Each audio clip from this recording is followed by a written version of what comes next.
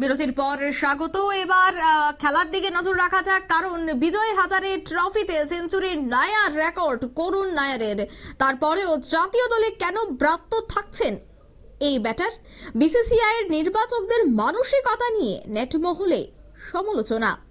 বিজয় হাজারে ট্রফিতে যে সেঞ্চুরি করেছিল, যার রেকর্ডে নাম রয়েছে করুণ নায়ারের, সেই করুণ নায়ার কিন্তু এবার ব্রাত্য থাকছে জাতীয় দলে। কেন ব্রাত্য এই ব্যাটার, সে বিষয়ে বিস্তারিত জানবো। টেলিফোন লাইনে যুক্ত হয়ে গেছে ক্রীড়া সাংবাদিক বিপ্লব চন্দ্র। বিপ্লব দা, ঠিক কি জানতে পারছো? দেখো, বিশেষ করে তুমি যে কথাটা বললে যে কেন ভারতীয় দলে ব্রাত্য করুণ নায়ার, এবং তা নিয়ে যদি প্রশ্ন তোলা হয়, তো সেই ক্ষেত্রে আজ বিজয় হাজারে ট্রফিতে যে সেঞ্চুরির নতুন রেকর্ড তৈরি করলেন করুণ নায়ার, তারপরে কিন্তু জাতীয় নির্বাচকরা কিন্তু একদম সমালোচনার কাঠ গড়ায়। কেন কাঠ গড়ায় যদি প্রশ্ন আসে, প্রশ্ন হলো সেটাই যে কেন ভারতীয় দল ঘরের মাটিতে বিশ্বকাপ হাতছাড়া, কেন নিউজিল্যান্ডের বিরুদ্ধে টেস্ট সিরিজ হাতছাড়া, এবং কেন অস্ট্রেলিয়ার মাটিতেও বিধ্বস্ত হয়েছে ভারতীয় দল, যেখানে জাতীয় নির্বাচকরা একের পর এক প্রভাব বলেছেন বা নিজেদের আস্থা খাটিয়েছেন এই সমস্ত ক্রিকেটারদের মিলে ভারতীয় দল ডেভেলপ করবে। কিন্তু বিগত 4-5 মাসে দেখা গেল যে ভারতীয় দলের যে পারফরমেন্স এক দুজন ক্রিকেটার ছাড়া সবেরই কিন্তু হতাশী চেহারা বা হতশ্রী চেহারা, হতাশাজনক পারফরমেন্স, যার কারণে কিন্তু ভারতীয় দলের মধ্যে কিন্তু আজ এই একটা সমালোচনা উঠতে শুরু করেছে। যে সমস্ত ক্রিকেটাররা রয়েছেন যারা আইপিএল এ ইতিমধ্যে কিন্তু বেশ কিছু নামি দাবি দলে তারা স্থান করে নিয়েছেন, কিন্তু সেক্ষেত্রে জাতীয় আসরগুলোতেও কিন্তু তাদের পারফরমেন্স অনেক ভালো, কিন্তু সেই জায়গায় তারা জাতীয় নির্বাচকদের নজরে পড়ছেন না বা জাতীয় নির্বাচকরা তাদের এড়িয়ে যাচ্ছেন, সেটাই কিন্তু প্রশ্ন উঠতে শুরু করেছে।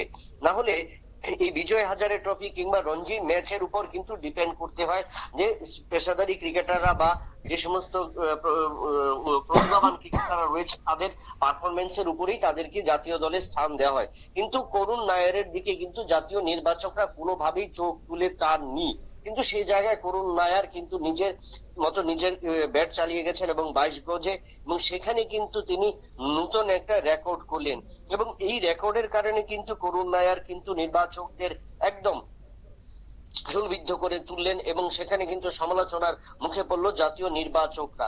রাজস্থানের বিরুদ্ধে কিন্তু বড় একটা করুণ নায়ার 122 রানের ইনিংস খেলেছেন, এবং এক ছাড়া যদি দেখা যায় যে 6টি ম্যাচ বিজয় হাজারে ট্রফির এখন পর্যন্ত 6টি ম্যাচে করুণ নায়ার অংশ নিয়েছেন, এবং তার মধ্যে তিনি 6টির মধ্যে 5টিতে তিনি 100 রান করেছেন, যার মধ্যে হলো 112 রানে অপরাজিত, দ্বিতীয় ম্যাচে 44, তৃতীয় ম্যাচে 163 রানে অপরাজিত, চতুর্থ ম্যাচে 111 রানে অপরাজিত, পঞ্চম ম্যাচে 112 রান এবং ষষ্ঠ ম্যাচটাতে 122 রানে অপরাজিত রয়েছেন।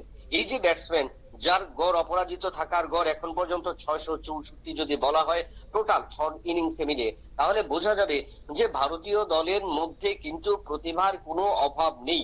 তবে নির্বাচকরা তা এড়িয়ে যাচ্ছেন, বা নির্বাচকরা নিজেদের লবিকে শক্ত করার জন্য এবং নিজেদের কুটিটাকে বিসিসিআই এর মধ্যে টিকিয়ে রাখার জন্য কিন্তু তারা তাদের মতো ক্রিকেটারদের বাছাই করছেন।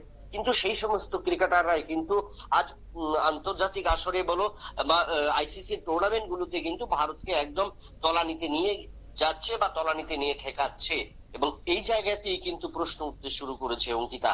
এবং করুণ নায়ার নয়, আগামী দিনে একাধিক বিষয়ে কিন্তু বিসিসিআই আগামী দিনে আরো বেশি কঠোর হতে হবে, কারণ নির্বাচকরা যারা রয়েছেন বর্তমানে, যিনি বিসিসিআই এর সচিব পদে নির্বাচিত হয়েছেন, বা একের পর এক কিন্তু তার উপর চাপ পড়বে।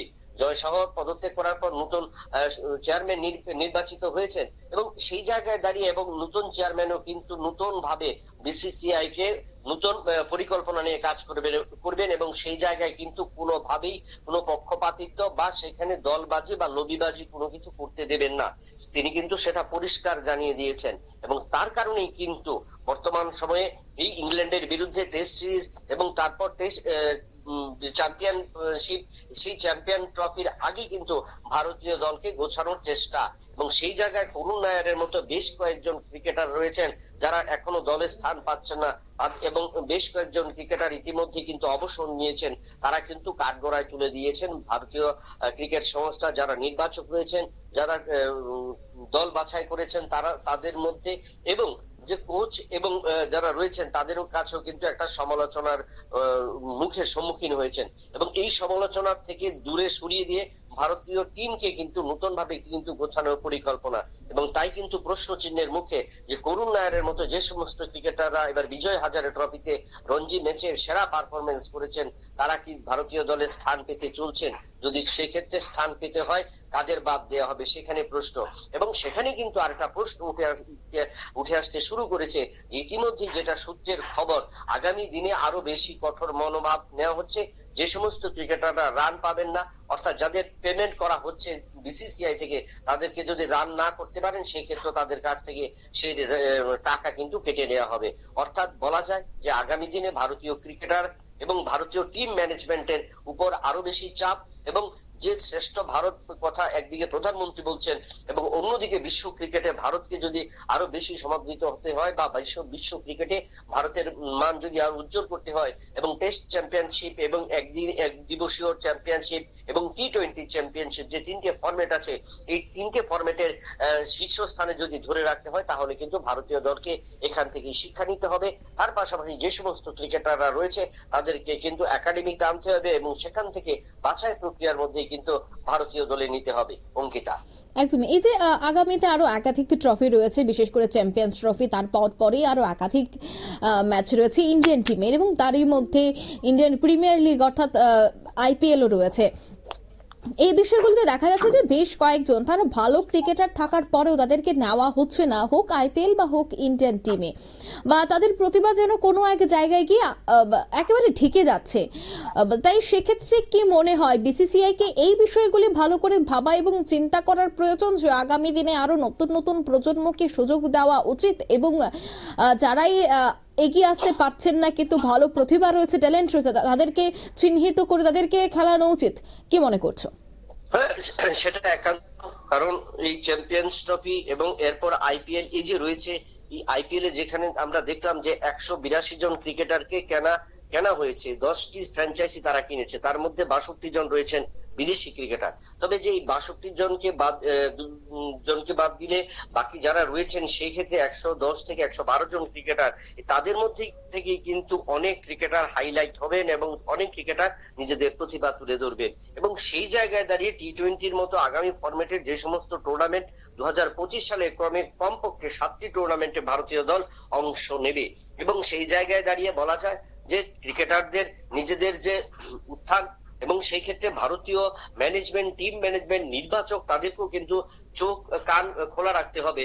সেখানে কোনোভাবেই কেন কোনো প্রতিভা যেন পিছিয়ে না পড়ে, কোনো প্রতিভা যেন সেখানে বাদ না যায়, এবং লবিবাজির কারণ যেটা উঠছে, এবং যার কারণে কিন্তু একের পর এক আমরা দেখলাম যে অবসর নিল, এবং অবসর নেওয়ার পর ভারতীয় দলের থেকে বেরিয়ে গিয়ে কিন্তু সাংবাদিক সম্মেলনে তারা মুখ খুলছেন। তাহলে বোঝা যায় যে ভারতীয় দলের অর্থাৎ ইন্ডিয়ান ক্রিকেট টিমের অভ্যন্তরে কোনো একটা চাপ রয়েছে, সেখানে কোচ বলো, সেখানে অধিনায়ক বলো, এবং টিম ম্যানেজমেন্টের মধ্যেও কিন্তু একটা ফারাক রয়েছে, দূরত্ব তৈরি হয়েছে, এবং এই দূরত্বের কারণেই কিন্তু বিভিন্ন ক্ষেত্রে আমরা উইকেটে দেখছি কোনো ক্রিকেটারকে ইচ্ছাকৃতভাবে রান আউট করিয়ে দেওয়া হচ্ছে, কোনো ক্রিকেটারের সাথে দুর্ব্যবহার করা হচ্ছে, কারোর সাথে কারোর মেলামেশা হচ্ছে না, যার কারণে কিন্তু বিসিসিআই এই পরিকল্পনাটা নিয়েছিল যে ঘরোয়া ক্রিকেটের যে সেরা আসরগুলো রয়েছে, বিজয় হাজারে রয়েছে, রঞ্জি ট্রফি রয়েছে, মুস্তাক আলী টি-20 রয়েছে, ওই সমস্ত ফরম্যাট গুলিতে প্রত্যেক ক্রিকেটারের সঙ্গে প্রত্যেক ক্রিকেটারের কিন্তু খেলতে হবে,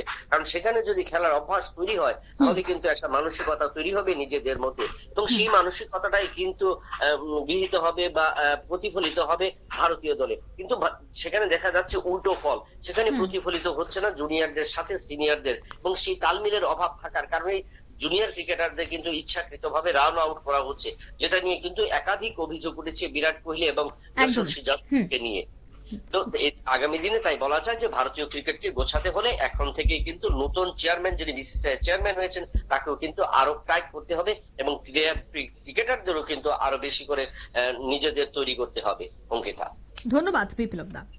অর্থাৎ বিসিসিআই এর নতুন বা যে নয়া সচিব, তাকে এই বিষয়গুলি নিয়ে ভাবা দরকার বলে কিন্তু মনে করছেন ক্রীড়া বিশেষজ্ঞরা।